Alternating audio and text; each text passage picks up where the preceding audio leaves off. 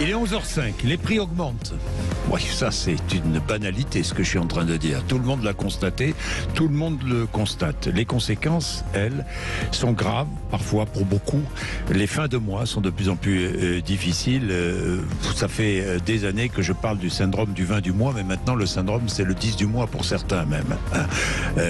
Les vols par exemple, tiens, dans les grandes surfaces sont plus nombreux qu'avant. Pourquoi ? Parce que des hommes ou des femmes cherchent à manger, tout simplement. La précarité alimentaire, évolution grave, rapide, inédite, dit le président des Restos du Cœur. Est-ce une fatalité ? Nous allons en parler dans un instant avec tous nos invités. Florence Berthoud, qui est maire du 5e arrondissement de Paris, maire Horizon, bonjour. Jean-Yves Manot, qui est présidente de la CLCV. La CLCV, les consommateurs, cadre de vie, et consommation et cadre de vie. Et dans un instant, je recevrai aussi Francesca Pasquini, qui est députée écologiste des Hauts-de-Seine et qui travaille sur la précarité alimentaire. Mais tout de suite, pour commencer cette émission, 0826 300 300, vous témoignez, racontez-nous vos difficultés pour boucler les fins de mois, vos difficultés pour tout simplement nourrir votre famille, parce qu'il y a des familles qui n'arrivent pas à se nourrir correctement. Marie-Claire est à Bergerac, en Dordogne. Bonjour Marie-Claire. Bonjour, vous m'entendez, Jean-Jacques Bourdin? Mais oui, Marie-Claire, je vous entends. Parce que j'ai une extinction de voix, alors je ne peux pas parler très fort. Oh oui, mais on vous entend bien, clairement, Marie-Claire. Vous avez une voix là. Allez-y, Marie-Claire. Vous faites très attention au prix, Marie-Claire. Alors, moi, en fait, j'ai complètement changé mes habitudes alimentaires depuis 1 an. Oui. Ça a commencé en avril 2022. Oui. Donc, je vais dans différents magasins. Je ne vais pas dans 1 ou 2 magasins près de chez moi. Je n'ai pas de voiture parce que je ne pourrais pas assumer le fait d'avoir une voiture. Je gagne 910 € net par mois. Oui. Je travaille en plus depuis 1 an, depuis avril dernier. Je fais du ménage. J'ai 62 ans à la fin de l'année. Oui. Et en fait, maintenant, moi, c'est pas les fins de mois. Moi, c'est les mi-mois. Oui, c'est ce que je disais. Le 15 du mois, mon frigo est vide. Donc, je compte sur mon frère, qui est encore en activité parce qu'il n'a pas l'âge de la retraite, pour me donner de l'argent que je lui rembourse à la fin du mois pour pouvoir manger. À partir du 15, vous demandez un peu d'argent à votre frère pour pouvoir manger. Oui, parce que mon frigo est vide et que je n'ai plus les moyens. Parce que bon, si vous voulez, je n'ai pas de loyer, mais comme je suis toujours à découvert, parce que je ne peux plus rien payer, c'est-à-dire l'électricité, les impôts, la taxe foncière, parce que je suis propriétaire depuis 2 ans. J'ai été propriétaire parce que j'ai fait un héritage. Oui. Mais personne ne pourrait me louer un appartement avec 910 € net par mois. Oui, personne ça c'est certain. C'est certain. Alors, comment arrivez-vous, votre budget, parlez-moi de votre budget. Regardons ensemble votre budget. 910 € pour être clair. Je peux dépenser en nourriture. Je parle exclusivement des boissons et de la nourriture. Oui. Voilà. Il me faut à peu près 350 € par mois. Oui. Je suis seule, je vis seule. Oui. Il vous faut 350 € pour manger, boire. Boire, manger, voilà. Je ne parle pas du reste, que ça. Pour manger correctement. Oui, correctement, bien sûr. Parce que ça, c'est d'ailleurs, ça va être l'un des sujets de notre heure, là, manger correctement. Parce que quand on n'a pas les moyens de manger, non seulement on n'a pas les moyens de manger, mais on ne mange pas correctement quand on arrive à manger. C'est tout le problème aussi. Mais c'est ça. Évidemment. En fait, parfois, je fais un seul repas par jour en fin de mois, avant que mon salaire arrive. Par exemple, des pâtes et du riz. Que des trucs comme moi, j'ai pas envie de manger que des pâtes et du riz. 350 € donc pour manger. J'ai fait je calcule tout. C'est-à-dire que j'ai fait une estimation. Parce que déjà, je vais dans plusieurs magasins par exemple, je vais à Lidl. Moi, je donne les marques. Je donne les oui, mais n'hésitons pas, on donne les marques, c'est pas un problème. Voilà. Je vais à Lidl pour tout ce qui est papeterie, produits d'entretien. Oui. Je vais à Leclerc pour l'épicerie et je vais au marché pour les fruits et légumes. Parce que je me suis rendu compte que les producteurs locaux qu'il faut faire travailler, parce que ce sont nos producteurs locaux, c'est moins cher que dans les grandes surfaces où il y a des intermédiaires et ils prennent une marge. Oui. Alors Marie-Claire, donc 350 € pour manger sur un budget de 910 € et le reste passe où ? Alors j'ai un crédit immobilier parce que je suis propriétaire, mais je paye 159 € de crédit tous les mois. Oui. Et je vais vous dire, je suis toujours à découvert. C'est-à-dire que quand j'ai mon salaire, alors je travaille en plus, je fais du ménage 4 heures par semaine, payé 12 € net de l'heure pour moi. Oui. Ah oui, non, mais tout est calculé. Ça vous fait 48 € par semaine en plus, quoi. Hein, Marie-Claire, ça vous fait... Je ne sais pas, si vous voulez, je n'ai plus du tout la vie que j'avais avant, et je suis beaucoup plus pauvre. C'est la première fois de ma vie que je suis pauvre. Voilà, c'est la première fois. Parce que même quand j'étais étudiante dans les années 80, parce que j'ai fait des études supérieures, hein, je ne suis pas... Voilà. Donc, mais même pourquoi, qu'est-ce que vous faisiez, Marie-Claire? Je vivais beaucoup mieux. Hein, Marie-Claire, qu'est-ce que vous faisiez comme métier? Alors, j'ai eu deux métiers. J'ai été enseignante jusqu'en 92, mais comme j'étais contractuelle, j'ai démissionné parce que je ne pouvais pas assurer un loyer de l'époque. Déjà en 92. Hein. Oui. Donc, et puis je me suis dit, dans les années qui vont venir, l'enseignement, ça va être terrible. Ça va être l'enfer pour tout le monde. Et je ne m'étais pas trompée. Donc j'ai passé un concours administratif en 92 pendant ma dernière année, et j'ai travaillé donc à l'école des finances publiques à Toulouse. Oui. Mais comme j'ai eu des problèmes de santé, si vous voulez, c'est 910 € que je gagne, c'est une invalidité. Ah, d'accord, je comprends. Bien, Marie-Claire, merci pour votre témoignage. Oui, Florence Berthoud et Jean-Yves Manot. Bon, ces témoignages-là, vous en rencontrez, vous en entendez tous les jours. Oui, on en rencontre. Il y a une chose qui est incroyable, sans abreuver de chiffres, c'est que les 20% les plus pauvres, le coût de l'alimentation dans leurs dépenses, dans leur budget, représente beaucoup plus que, évidemment, les 20% les plus âgés. Donc en plus, ils sont doublement. Évidemment. Alors. Oui, puisque le prix est le même, le prix des produits est le même, qu'on soit riche ou pauvre. Oui, enfin, pas tout à fait, mais en tout cas. Les riches ont la possibilité de choisir de bons produits plus chers. Et puis de toute façon, il y a le minimum. Hein, c'est-à-dire que, il y a le minimum si vous voulez pas mourir de faim. Donc de toute façon, juste manger d'une manière à peu près équilibrée. Je crois que ce problème de précarité alimentaire, et de précarité d'une manière générale, on a du mal à l'appréhender quand on n'a pas soi-même compté au plus juste un budget. Ça, j'en suis absolument persuadée. Tous ceux qui ont été étudiants et qui ont un peu tiré le diable par la queue, qui comptaient, voient très bien ce que ça veut, voient très bien ce que ça veut dire. Donc on en voit, et donc les solutions, on va peut-être en parler, parce que il y a les épiceries solidaires, etc. Dans la deuxième partie, on fait le constat et ensuite on parlera des solutions. Bien sûr, mais les filières courtes, la dame, ce qu'elle disait, moi j'étais très très sensible, parce que quand il n'y a pas d'intermédiaire, ça coûte quand même beaucoup moins cher, et on y reviendra, parce que le gros problème aujourd'hui de l'alimentation, ce sont les intermédiaires, et c'est une industrie transformée. Alors je vais donner la parole à Jean-Yves Manot, mais il est déjà 11h13. Ce qu'on va faire, c'est qu'on va faire une petite page de pub. Je vous invite à appeler 0826 300 300. N'hésitez pas, appelez-nous, racontez-nous ce que vous vivez. Plus que jamais, vos témoignages sont indispensables. Jean-Yves Manot dans un instant, et puis Francesca Pasquini va venir nous rejoindre. Il est 11h13. Le prix augmente, de nombreux Français, Françaises et Français ont des difficultés pour se nourrir, pour boucler les fins de mois, nourrir et même se vêtir, se loger. Bien, mais là, on parle de la précarité alimentaire, les fins de mois de plus en plus difficiles. Pourquoi serait-ce une fatalité? C'est la question que je pose. Nous verrons quelles sont les solutions qui sont engagées ou qui pourraient être développées encore un peu plus. Jean-Yves Manot, vous avez entendu le témoignage tout à l'heure de notre auditrice. Ces témoignages-là, vous les connaissez bien à la CLCV? Bien évidemment, et ça se multiplie. Objectivement, quand on regarde de façon globale les choses, le seuil de pauvreté, qui est à 60% du revenu médian. Le revenu médian, c'est 2 000 € aujourd'hui en France. Et le seuil de pauvreté est à 1 200 €. Oui.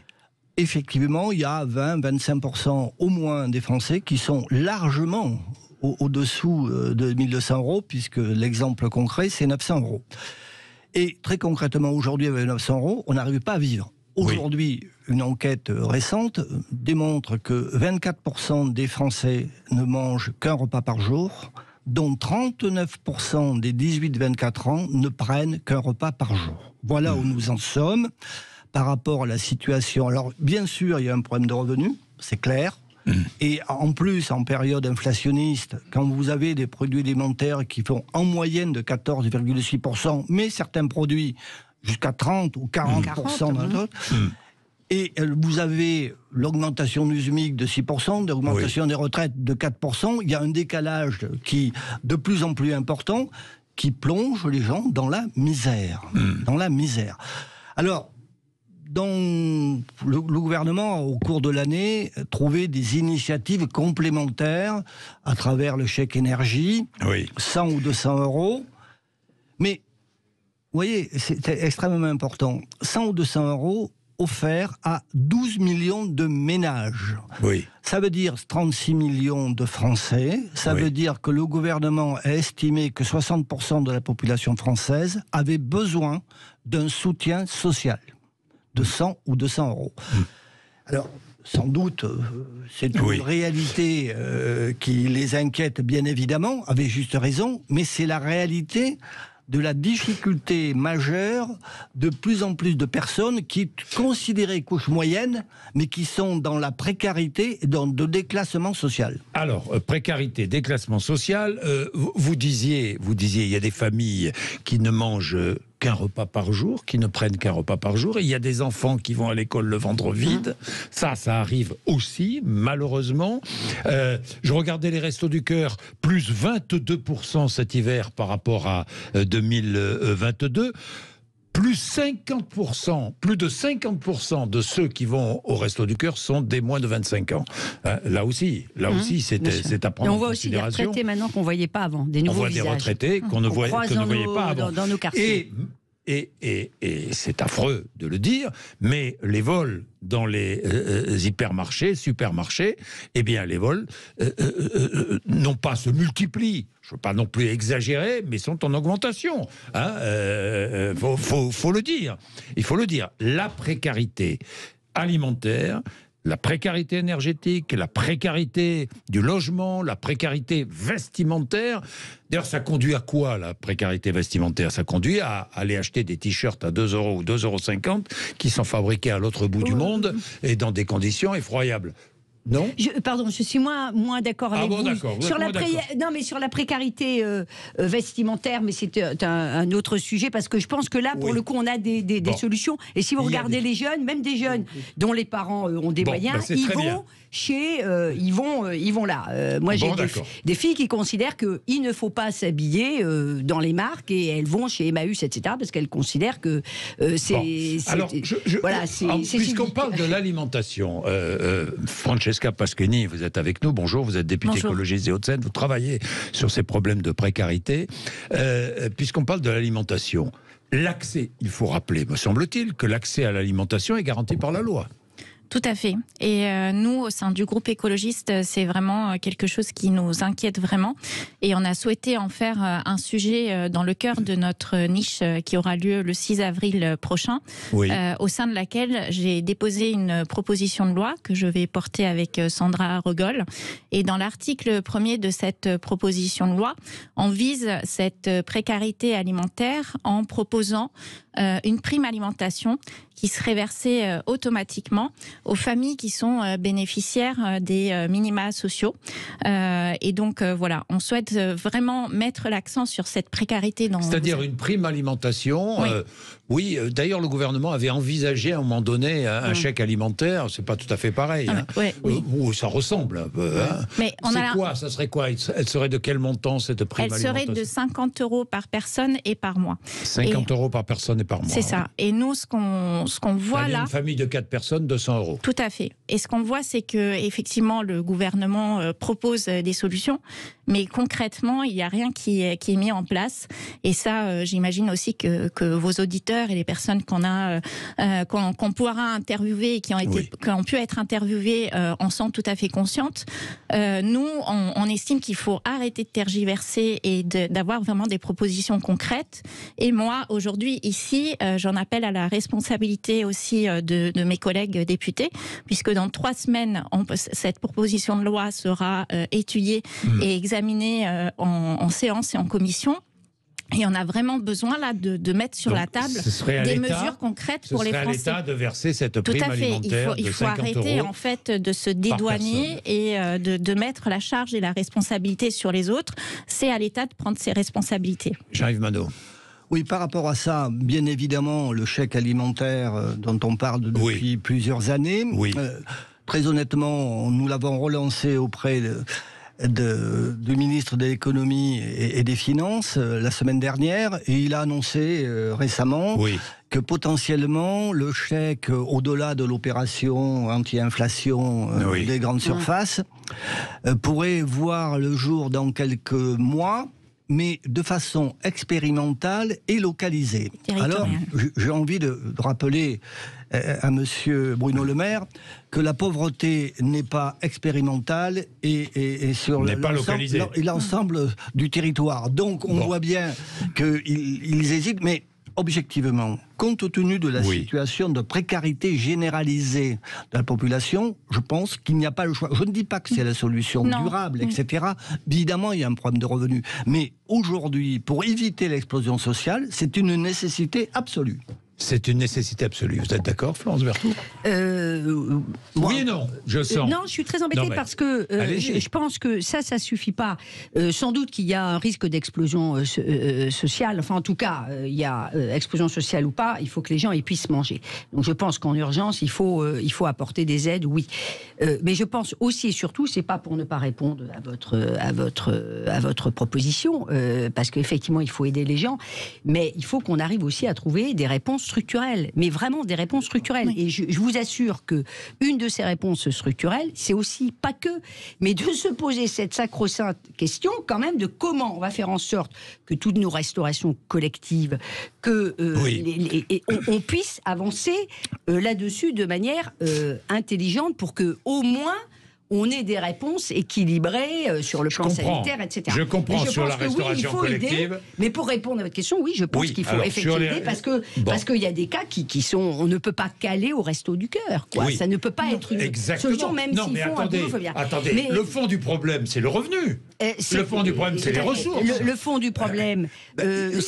disons clairement les choses. C'est les revenus, mais dans ces revenus, il y a 2 sujets majeurs qui sont du côté du logement... c'est ce que je disais, le logement qui pèse tellement sur les budgets des ménages. Qui pèse tellement sur les budgets des ménages, et c'est la transformation alimentaire. Il faut qu'on arrive dans nos pays soi-disant civilisés et démocratiques à réduire le prix de cette transformation alimentaire qui a un coût considérable sur le plan écologique, mais aussi sur le plan financier.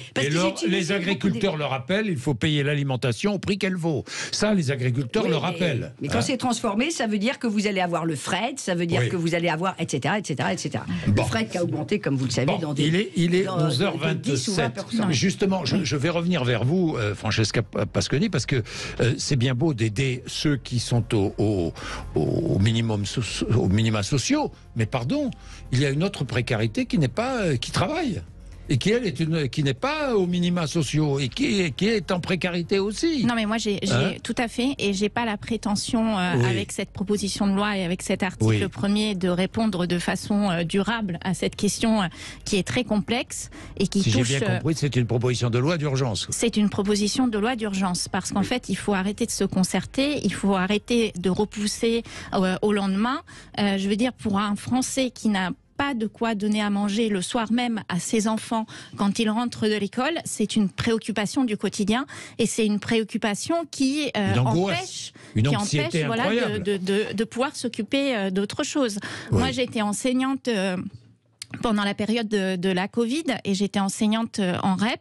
Alors on savait qu'on avait des élèves qui étaient en situation de précarité alimentaire, mais quand on était enseignant et en cours à distance, on s'est rendu compte au fur et à mesure des semaines qu'il y avait des familles qui, une fois qu'on avait terminé le cours à distance avec les enfants, nous rappelaient derrière, faisaient appel à nous en nous disant là on se retrouve en difficulté parce que comme vous le disiez tout à l'heure, le repas que prenaient les enfants à la cantine était non seulement le seul seul repas équilibré dans la journée, mais était le seul repas que les enfants prenaient dans la journée. Et ils nous demandaient de l'aide pour faire appel aux quelques associations qui étaient encore en activité pendant cette période. Donc effectivement, il y a des familles qui touchent les minima sociaux et celles-ci on les connaît, mais après il y a aussi une question des indicateurs. Et je crois qu'on le disait ce matin même aux infos, il y a un problème aussi d'indicateurs de ces situations de précarité. Il faut qu'ils puissent être affinés parce que là on se retrouve face à des populations qui avant n'étaient pas en situation de précarité, mais le deviennent de plus en plus. Et parfois ce sont des familles qu'on soupçonne le moins, mais qui à la fin du mois, voire même la première ou la deuxième semaine du mois, des familles qui ont leur dignité, qui ne le montrent pas, qu'on soupçonne le moins, effectivement, qui ne disent rien, qui ne racontent pas dans quelle situation elles se trouvent. Ça arrive très souvent. Et des seniors, et vraiment des personnes âgées. Et des personnes âgées aussi. On distribue à la mairie, donc place du Panthéon. Donc vous allez me dire, c'est pas forcément, on n'est pas en place du Panthéon, tous les dimanches midi, depuis plusieurs années, 4-5 ans, nous distribuons des repas. Il y a 4 ans, on en distribuait 50, 60, enfin il y a 3 ans, juste avant la Covid. On en distribuait une soixantaine. Aujourd'hui, on est arrivé à plus de 100 repas. Et ce qui est... Vous voyez de nouveaux arrivants ? Et nous voyons... personnes âgées ? Des personnes âgées. Et ce qui m'a vraiment, si vous voulez, estomaqué, j'y vais de manière discrète, mais j'y vais quand même aux côtés d'une association formidable qui s'appelle la Mie de Pain, qui utilise d'ailleurs les cuisines du foyer pour les femmes à la rue qu'on a créées au sein même de la mairie. Et vous voyez, c'est ça qui est très... des messieurs et des dames, pardon, mais habillés, vous les croisez dans la rue, je veux dire, c'est pour ça que... habillé très... Oui, je comprends. Presque, vous voyez... très chic du 5e. Du 5e, n'aimez pas, ne dites pas du 5e. Mais non, mais je veux dire, vous voyez, ce que je veux dire, c'est vous pensez que c'est un cadre à la retraite, et il vient chercher, ou elle vient chercher à manger. Un peu d'argent, un peu de nourriture. Elle vient, parce que ce panier est complet. Il est 11h31, merci. Vous témoignez, allez-y, 0826 300 300, nous poursuivons juste après cette nouvelle page de pub. Allez-y, témoignez, on attend vos témoignages. Il est 11h34, allez, témoignage, nouveau témoignage sur la précarité alimentaire. Serge est à Aix-en-Provence. Bonjour Serge. Bonjour Monsieur Bourdin. Au passage, je voulais vous dire merci pour vos émissions. Je vous écoute depuis plus de 20 ans. Donc, je vous ai apprécié, même si je n'ai pas la même ligne politique que vous, mais en tout cas, j'apprécie beaucoup ce que vous faites. Bon, merci beaucoup Serge. Serge, je peux donner votre âge ? S'il vous plaît. Vous avez 70 ans. Vous êtes à la retraite. Vous avez combien par mois pour vivre ? J'ai normalement en retraite nette, j'ai 1100 euros. Oui. Par contre, je n'ai pas de CMU, donc je dois payer une mutuelle qui me coûte 120 euros par mois. D'accord. C'est-à-dire en gros, j'ai 990 euros par mois pour vivre. Bien. Et vous vous rationnez ? Je ne suis pas un gros mangeur, donc je mange pas beaucoup et je vais au moins cher. Donc l'alimentation, c'est...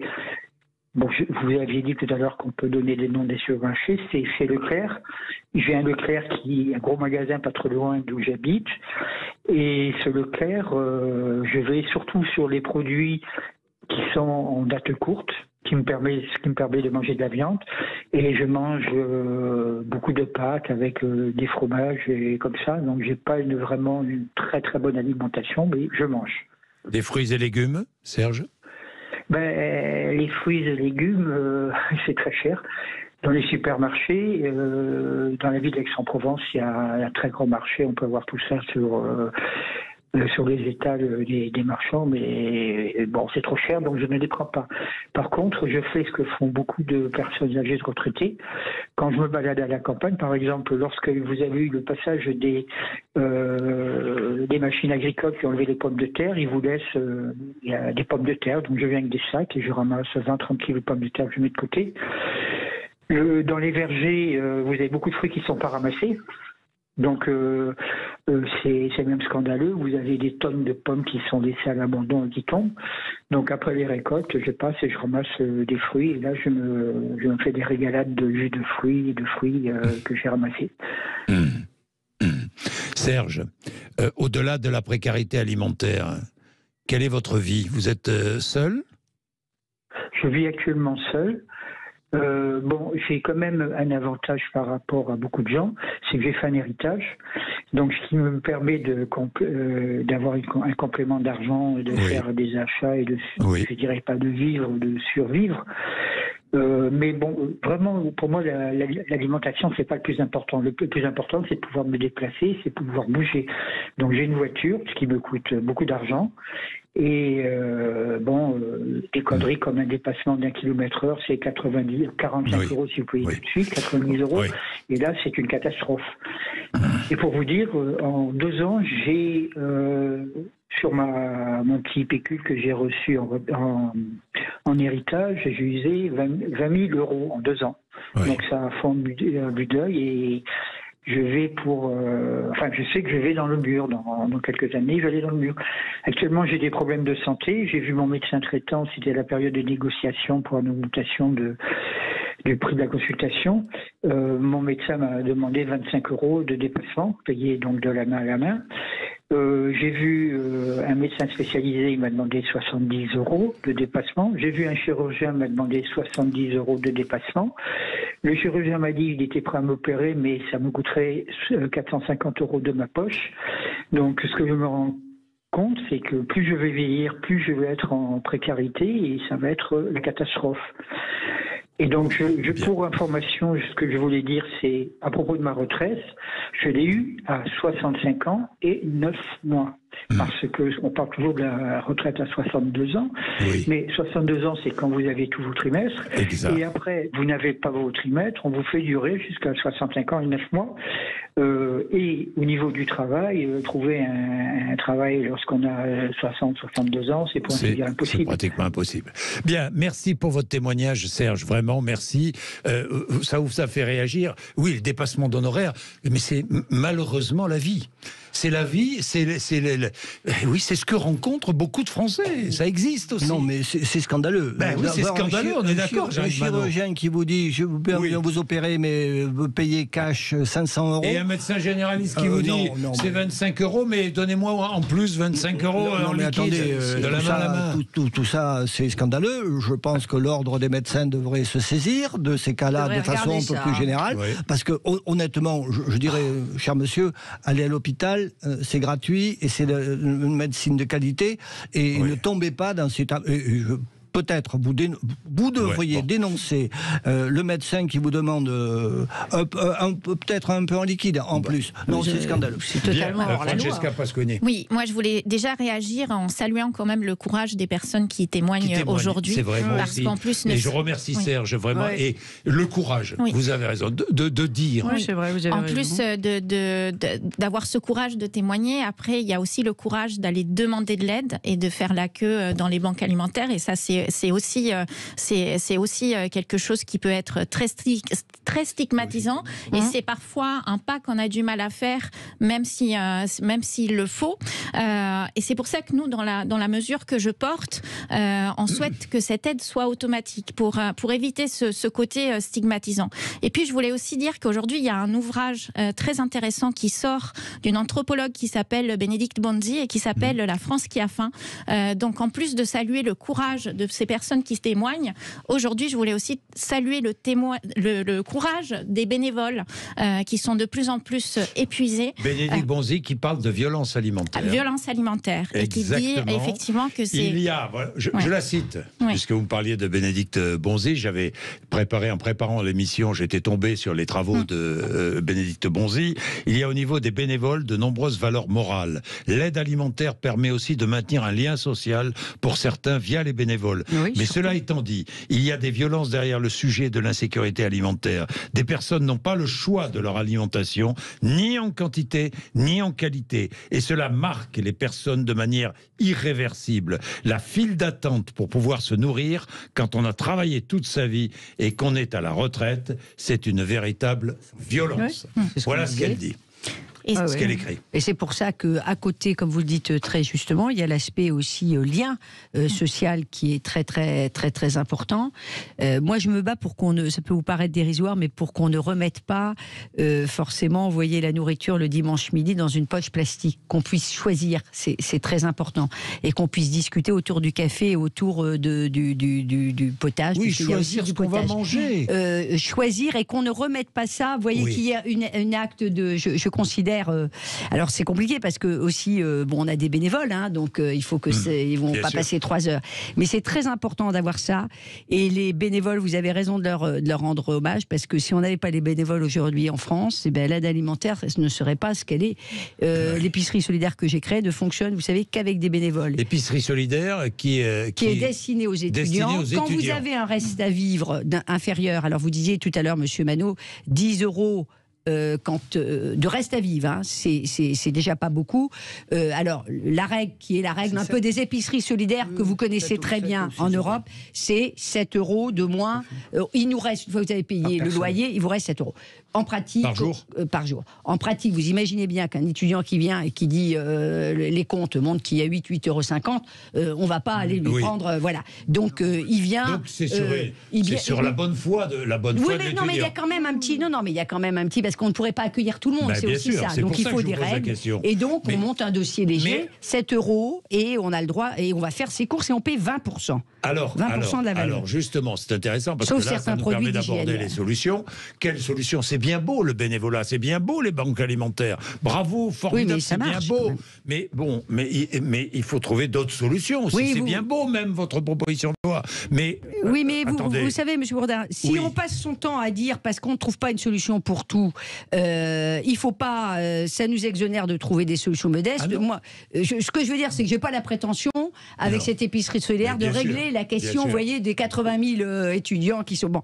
Mais n'empêche que vous avez un petit bout de solution. Voilà, vous savez que là, il va y avoir des bénévoles. Vous allez acheter votre panier 20%. Alors bien sûr, il y a des choses gratuites, notamment parce qu'on a parlé de la précarité. Il y a la précarité pour les femmes, les serviettes périodiques qui sont un coût exorbitant, on n'en parle jamais. Donc là, les serviettes périodiques, elles sont gratuites. J'ai passé évidemment un partenariat avec Resques Élémentaires. Voilà encore une association qui fait un boulot extraordinaire, parce que la précarité est énorme sur ce sujet-là. Et voilà, donc c'est une solution parmi d'autres. Donner des repas équilibrés, c'est une solution parmi d'autres. Nous allons faire un tour de table des solutions quand même, parce que il y a Paul aussi qui nous a appelé. Paul est agriculteur. Lui dit, moi j'aimerais vendre mes fruits et légumes moins cher, mais nous sommes assommés par les taxes. Voilà ce que nous dit Paul, qui sera avec nous dans un instant. Il est 11h45 et midi moins le quart. À tout de suite. Bien, la précarité, évidemment différente selon la région où l'on vit, que l'on soit en ville ou à la campagne. Les solutions pour lutter contre cette précarité, il y a évidemment le tissu associatif, on en a beaucoup parlé, qui est essentiel avec tous ces bénévoles, effectivement, qui vont... Mais quelle autre solution? Que faire contre cette précarité? Bon, vous avez votre proposition de loi, mais ça, c'est une urgence. Mais sinon, sur le fond... Alors moi, ce qui m'inquiète beaucoup déjà, c'est que j'entendais Bruno Le Maire qui nous disait qu'il n'y avait pas de Mars rouge. Alors comment voulez-vous qu'on puisse se pencher sur des questions si déjà on n'a pas conscience de ce qui est en train de se passer? Là, pour les Français, il n'y a pas qu'un Mars rouge. Tous les mois sont rouges et ils sont dans le rouge le plus tôt possible dans le mois pour certains. Alors certes, la proposition de loi est une proposition qui vise à répondre à court terme, mais effectivement, il faut qu'on puisse déjà être conscient pour avoir une réflexion plus globale à moyen et à long terme. Le constat est là. On l'a fait. À moyen terme, ça pourrait être aussi se tourner vers des produits locaux qui coûtent moins cher aussi. Et puis à long terme, il y a également l'augmentation, même à court terme, l'augmentation des salaires. Et à long terme aussi, une éducation à l'alimentation qui peut être faite, on en discutait tout à l'heure. Se tourner vers des produits qui ne sont pas transformés, réapprendre à cuisiner, ça coûte moins cher aussi. Mais on ne peut pas parler de ça maintenant aux Français quand déjà ils n'ont pas de quoi s'acheter acheter les produits de base parce que les fruits et les légumes augmentent entre 15 et 51%. Donc moi, ce que j'aimerais, c'est qu'il y ait vraiment une réelle prise de conscience, qu'on soit humble face à ce qui est en train de se passer et se dire, oui, effectivement, il y a des erreurs qui ont été faites. Les Français n'ont plus de quoi faire leurs courses et il faut que tous autour d'une table, même si on fait partie de groupes politiques différents, on puisse s'accorder sur des solutions vraiment concrètes. Il y en a marre des éléments de langage qui ne servent à rien et qui ne servent surtout pas à nourrir les Français. Alors, des solutions ? Alors, bien évidemment, je pense que les Français... Vous représentez les consommateurs. Oui, mais les Français... Qui ne consomment pas toujours bien, d'ailleurs, hein, oui, alors, le consommateur. Le problème, c'est potentiellement, en fonction des revenus qu'on a, on n'achète pas forcément de la qualité, on va vers des produits transformés de mauvaise qualité, qui ont une influence relativement extrêmement négative sur la santé, dont un coût, y compris ultérieurement pour la société. Donc, nous disons, mais je pense que les Français le font aujourd'hui par nécessité, réapprennent à cuisiner. Et je pense qu'aujourd'hui, quand on achète des produits, quand on a un produit, si on le cuisine soi-même, c'est mieux. C'est mieux que de l'acheter surgelé ou etc. dans l'industrie agroalimentaire. Et donc, je pense que c'est un moyen d'essayer de se faire un peu plus plaisir sur le plan du goût, sur limiter le budget. Ça ne suffira pas, bien évidemment. Ça ne suffira pas. Par rapport les associations, la cuisine, d'accord, mais... Tout à fait, donc bien évidemment. Donc il y a un problème de revenus. Et puis, il faut aussi se poser la question de savoir si, oui ou non, toutes les hausses que nous avons constatées sont totalement justifiées au cours de ces derniers mois. Franchement, je pense que certains ont eu la main lourde. Oui. Et que les initiatives qui sont à venir à partir du 15 mars, quand on vous dit qu'on va baisser du jour au lendemain les prix de 15 à 20%, eh bien, écoutez, il y a quelques interrogations sur la justification de l'augmentation. Vous pensez à qui ? Ben si, allez-y. J'arrive Mano, il faut dire les choses, on dit les choses. À qui pensez-vous ? Écoutez, Intermarché a annoncé... mon usine fait 0 de bénéfice, mon magasin fait 0 de bénéfice, et qui me permettra de baisser de 15 à 20% les prix du jour au lendemain. Les prix de mes produits Intermarché. Intermarché, etc. Donc, ils en ont beaucoup. Ils ont des usines. Et donc, est-ce que vraiment l'augmentation des prix au cours de l'année de certains produits de 40%, 50%, etc., y compris sur les pâtes, écoutez, quand même. Et donc, je pense qu'il y a eu de l'abus pour les uns et pour les autres. Sans doute, les agriculteurs en ont profité un peu. Les intermédiaires. Les agriculteurs, vous croyez franchement, écoutez, hier soir, j'étais dans une autre émission et il y avait une intervention d'un agriculteur qui disait: enfin, il faut que les Français apprennent que la nourriture coûte cher, ce qui nous permet à nous, agriculteurs, de vivre correctement. Alors, bien évidemment, je suis d'accord avec eux. Vous n'êtes pas d'accord, Florent ? Non, moi vous avez toujours évidemment des exceptions, des gros producteurs, etc. Mais moi, j'ai pas du tout. Les agriculteurs, c'est difficile. Ce sentiment-là. Les agriculteurs. Non, mais les consommateurs adorent les agriculteurs. Oui, mais vous avez, c'est comme dans tous les métiers, vous avez des gros agriculteurs avec une production intensive, etc., qui d'ailleurs ont, pas tous, mais des mécanismes de protection. On est bien d'accord. Moi, je travaille quotidiennement avec des agriculteurs. Il y en a une dizaine. Je peux vous dire que c'est des gars qui sont responsables, mais vraiment responsables. Et je le vois parce que sinon, mes coûts auraient augmenté d'une manière exponentielle. Et nous avons géré ensemble l'évolution des prix.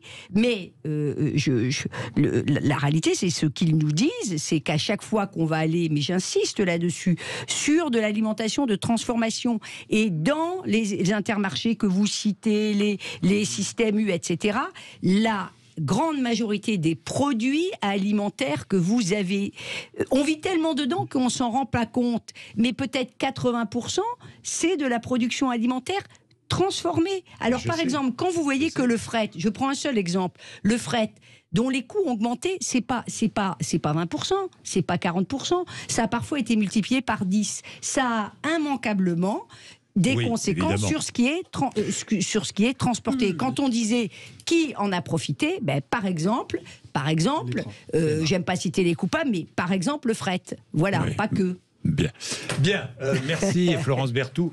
Merci, on a rien résolu, hein, que les choses soient très très claires, et on ne résoudra pas ce problème effroyable qu'est la précarité alimentaire. Je dis effroyable moralement, physiquement, mais aussi moralement. Et il faut toujours que nous ayons ça présent à l'esprit. Je n'ai pas eu le temps de prendre Paul, qui est producteur de fruits et légumes, qui dit qu'il aimerait vendre donc ses fruits et légumes moins chers, mais il ne peut pas parce qu'il est, dit-il, surtaxé.